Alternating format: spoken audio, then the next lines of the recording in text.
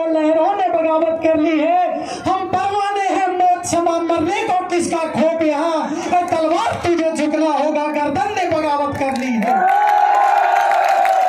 साथियों, आज जो हमारे साथ 17 अप्रैल 2018 को एक घिनौना खेल खेला गया, उसके खिलाफ हम एक तादाद में यहाँ पे उपस्थित हुए हैं। और साथियों, यहाँ पे आप सब ने बहुत ही अच्छा अनुशासन का परिचय दिया है, पर एक चीज मैंने यहाँ पे देखी है, हम यहाँ पे हमारे साथ आए हुए हरीश जी, सोनाराम जी, मुकेश जी भाकर हो, दिव्या मदेरणा जी हो, रामदास गौड़िया जी हो, जो भी कांग्रेस के लोग आए हैं उनको कोसने का काम कर रहे हैं। अरे कोसने का काम उनको कीजिए जो घरों में बैठे हुए ये हमारे साथ धूप में बैठ के लड़ाई लड़ रहे हैं।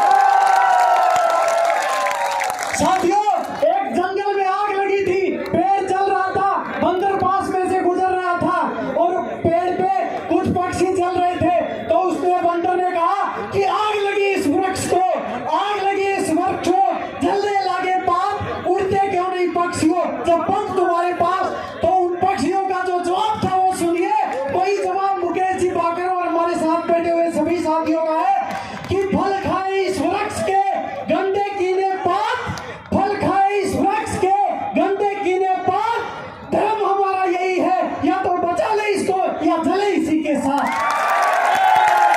आज ये ओबीसी के आरक्षण को बचाने के लिए लड़ रहे हैं, जो आपके साथ, जो आप सभी साथियों के साथ खेल खेला गया है उसका पर्दाफाश करने के लिए लड़ रहे हैं। अगर इन्हें भी लड़ना नहीं होता तो पिछले 4 घंटे से ये हमारे बीच में धूप में नहीं बैठे होते। तो जो लोग हमारे साथ हो रहे हैं उनकी पीठ थपथपाइए और जो लोग हमारे साथ नहीं आ रहे हैं उनको कोसने का काम कीजिए, तभी ये सही मायने में ये आंदोलन हम जीत पाएंगे।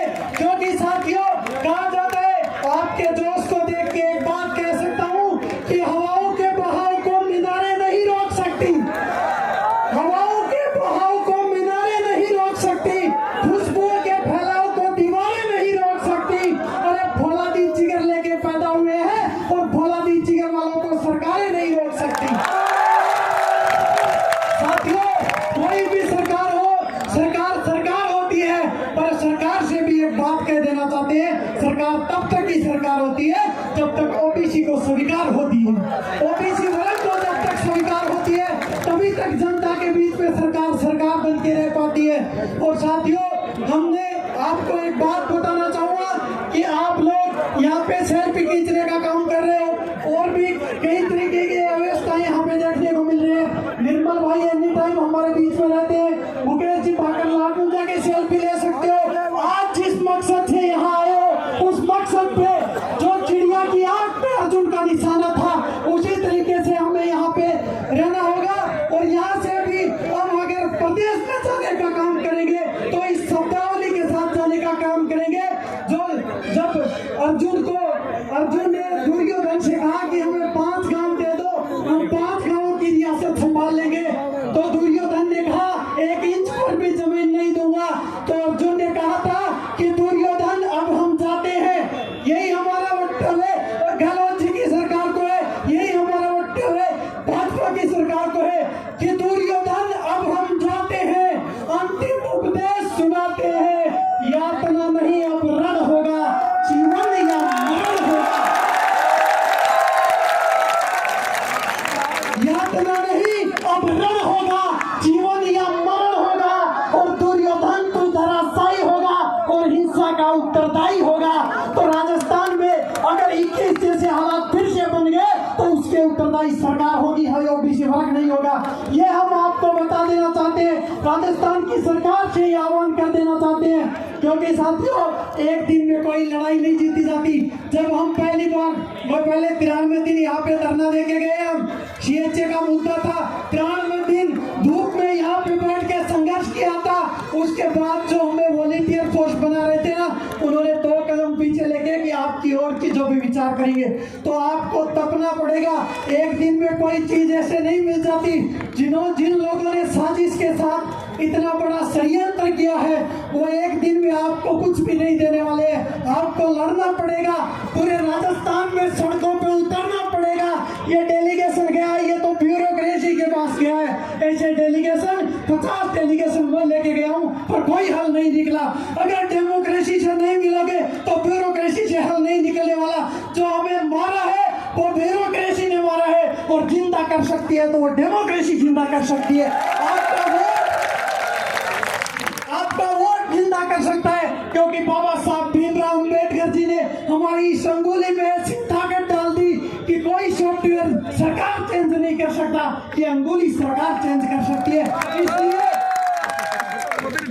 डेमोक्रेसी का होना जरूरी है। और साथियों, ये अंगुली स्याही लगा के फोटो खिंचाने के लिए नहीं है, अपने हक और अधिकार के लिए, सरकार के सामने अंगुली उठाने के लिए अंगुली है, और यह आपको साबित करना पड़ेगा। और अंतिम शब्दों में यही कहूँगा, इस लड़ाई को जिंदा रखिए, क्योंकि ना फिरौन की है ना मरूद की है, ना फिरौन की है ना मरूद की है, फूलों से जंग बारूद की है। इस बार पीछे हटना नामुमकिन है, क्योंकि इस बार जंग हमारे वजूद की है। धन्यवाद पूरे राजस्थान से बधाई हुए। और सबसे ज्यादा मैं धन्यवाद, अगर झूठ के कोई सैल्यूट करूंगा तो नरपंची झाड़ी को करूंगा। ऐसे नौजवानों की इस प्रदेश के प्रत्येक तहसील, प्रत्येक पंचायत, प्रत्येक गांव को जो तब ओबीसी को आरक्षण वापिस मिलेगा, आप देख लेना।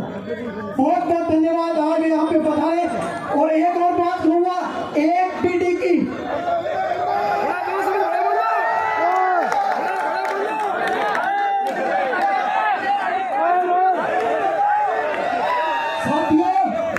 एक बात और कहूँगा, एक पीढ़ी की कुरीति दूसरी पीढ़ी की प्रथा बन जाती है, और दूसरी पीढ़ी पे लालच बरसती है। जिस पीढ़ी ने वो कुरीतियां अपनाई, आज अगर हम इस ओबीसी को आरक्षण को अपना लेंगे, जिस व्यवस्था को बनाया है 17 अप्रैल 2018 को, उसको अगर अपना लेंगे तो हमसे ज्यादा लालच किसी पे नहीं बरसेगी।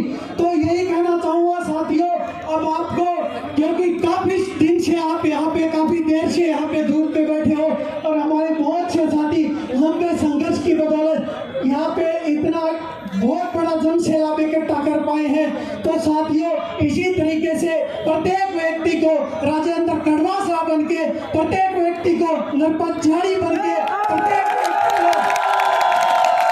प्रत्येक व्यक्ति को योगेश यादव बन के, और प्रत्येक व्यक्ति को मोहसिन खान बन के आपको मेहनत करनी पड़ेगी, तब अपना हक मिलेगा। साथियों, अभी यही कहूँगा कि ना लश्कर बदलो ना ही सरकार बदलो, ना लश्कर बदलो ना ही सरदार बदलो।